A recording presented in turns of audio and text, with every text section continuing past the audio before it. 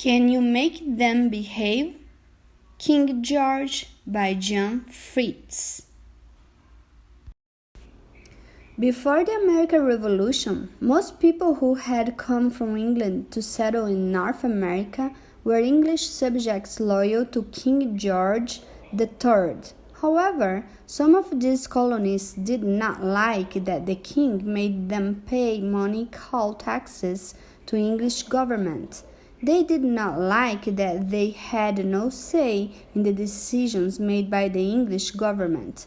This was the beginning of a disagreement that led to the American Revolution.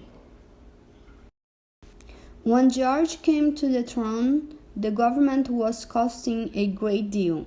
England had been fighting a long and expensive war, and when it was over, the question was how to pay bills. Finally, a government official suggested that one way to raise money was to tax Americans. What a good idea, King George said. After all, the French and Indian part of the war had been fought on American soil for the benefit of Americans, so why shouldn't they help pay for it? The fact that Americans had also spent money and lost men in the war didn't seem important, nor did the fact that Americans had always managed their own money up to now. They were English subjects, weren't they? Didn't English subjects have to obey the English government? So, in 1765, a stamp tax was laid on certain printed items in America. King George was amazed that Americans objected. He was flabbergasted that they claimed he had no right to tax them, just because they had no say in the matter, just because they had no representatives in the English government.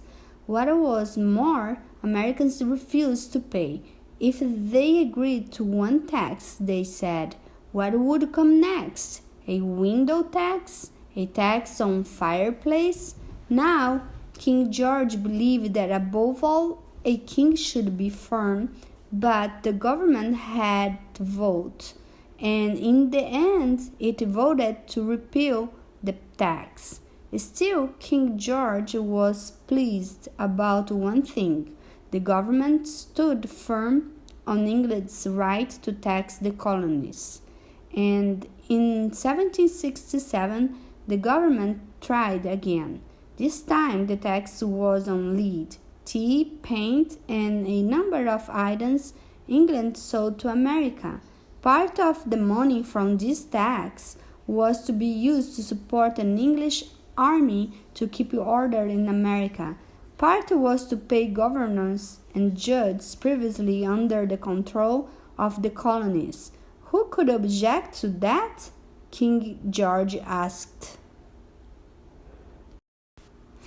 Americans also contend that if they had been asked, instead of being forced, to raise money for England, they would have done so as they had done on previous occasions.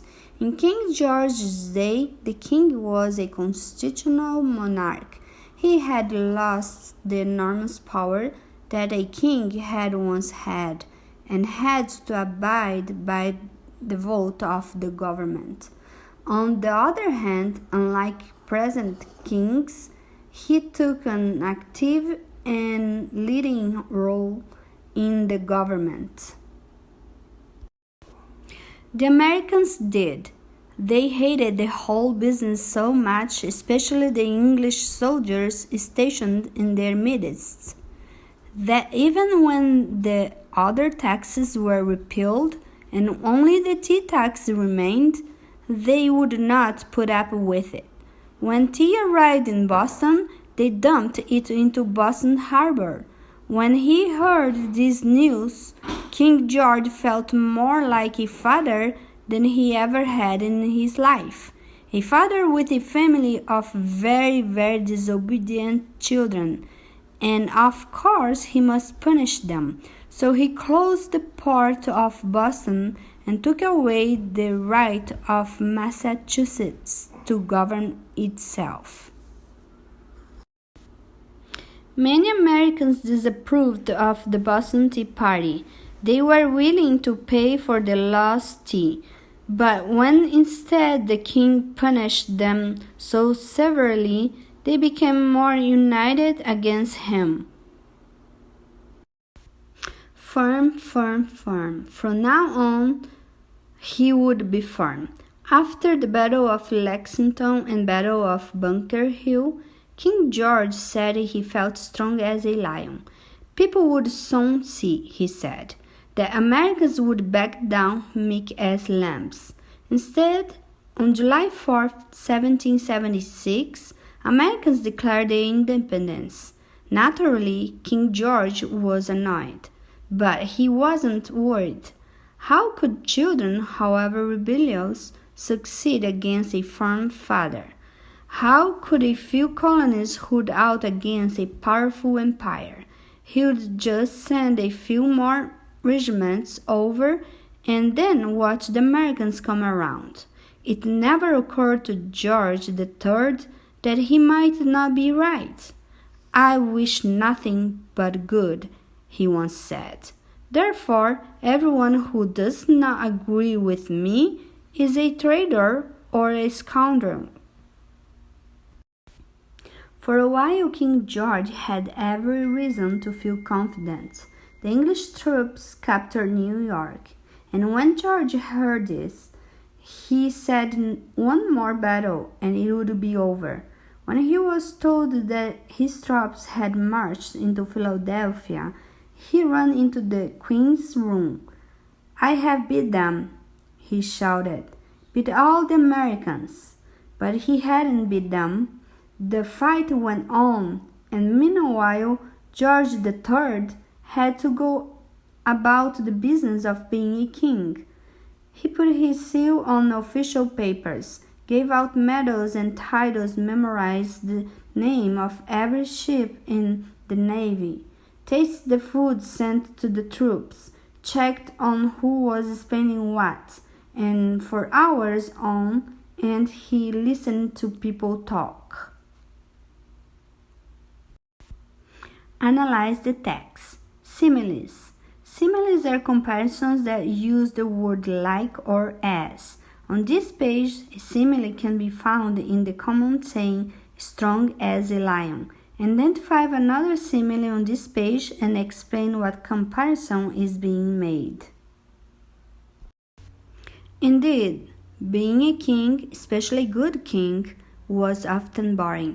He couldn't even drop a glove without half the palace, it seemed, stopping to pick it up and arguing about who should have the honor of returning it. "Never mind the honor," the king once said. "Never mind, never mind. Just give me my glove." What? Yes, you all pick it up. Yes. All. You all picked it up. King George had a habit of talking rapidly and repeating himself, so that his talk often sounded like a gobble. But as king, he did have a few advantages. He was, for instance, the most prayed for man in the empire. Naturally, it was pleasant to think of the heavy traffic of prayers ascending on his behalf every Sunday morning. From every country church and every city cathedral and every corner of the kingdom, but not in America. There the preachers gave up praying for him when the punishment started. The king was also the most toasted man. No party, except in America, began without all the people present raising their glasses and wishing the king a long life. The king wished it too, and he had the biggest birthday celebration. Each year on July 4th, all his subjects, except in America of course, celebrate his birthday with parades and banquets and speeches and gunfire and fireworks.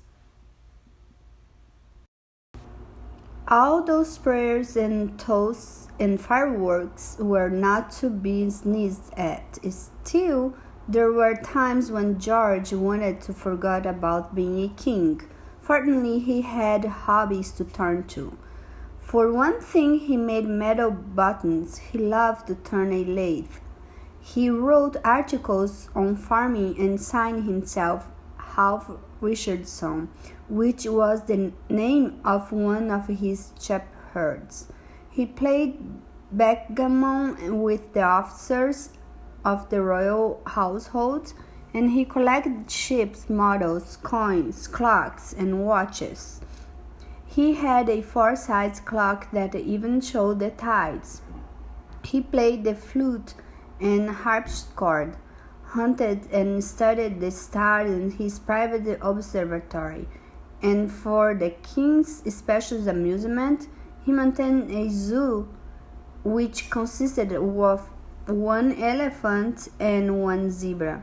But always in the end, he had to go back to being a king. Back to the problem of America. This was the way he thought of America, a problem. King George did not really think of the Revolutionary War as a war until the fall of 1777, when 5,000 English soldiers surrendered to the Americans at Saratoga. Analyze the text. Fact and opinion. Is the first sentence on page 364 a fact or the author's opinion? What reason does the author include to support this statement? How could such a thing happen? The king asked. Hadn't he been told, even by an ex-governor of Massachusetts, that Americans would give up? That only a small number of Americans were really against him? And how could he, a peace-loving king, find himself in an honest-to-goodness war with his own colonies? He tried to console himself. He was a good king, he said. Good kings deserve to win, so this must be a temporary setback. All he had to do was to show the world that he wasn't the least bit worried. So that night, after hearing about the defeat, King George went to a court party and spent the evening telling stupid jokes and laughing so uproariously that his Prime Minister, Lord North, had to take him aside and try to quiet him down. The war dragged on. France, impressed with the victory on Saratoga, joined the war on America's side. There were people in England now who wanted to stop fighting, but not George. No, no, no, never, never. No independence, no peace without honor. If one group of English colonies got away, what would happen to the others? What would be left of the empire? But no matter how he showed himself in public, privately George was depressed. The world was not staying settled, everything in place, the way he liked it. Not only was America acting up, but there were difficulties in England as well, riots even, and George's own family was misbehaving. Two of his brothers were involved in scandals, and George's son, the Prince of Wales, was so contrary he deliberately arrived for meals as much as an hour late, although he knew that the king wanted everyone to be exactly on time. In 1788, when the king was 50 years old, he became violently ill of a disease that has since been diagnosed as porphyria. One of the symptoms of the disease is that one's mind is affected. But in those days, people thought that the king had simply gone mad. He recovered from his first attack, but in later years suffered again. For the last 10 years of his life, he was a wretched-looking figure dressed in a purple bathrobe with a white hair and a wild beard. He died in 1820 at the age of 82. On November 25, 1781, the news reached London that the English army under General Cornwallis had surrendered at Yorktown to General Washington. When Lord North heard this, he threw up his arm. "It's all over," he said, but the king said nothing was over. They still had ships, hadn't they? He named them. They still had officers. He had learned their names too. They still had troops. They still had guns and gunpowder. King George set his lips firmly and wrote a letter to the Secretary of State for America. This defeat, he said, should not make the smallest difference in their plans. Still, King George was so upset that when he dated the letter, he forgot to record the hour and the minute of the writing. 2 days later, the king addressed the government. "I prohibit you from thinking of peace," he thundered. But the government did think of peace, and eventually the government voted for it. Analyze the text. Tone. The author used a humorous tone to describe King George's thoughts and actions. Why do you think she does this?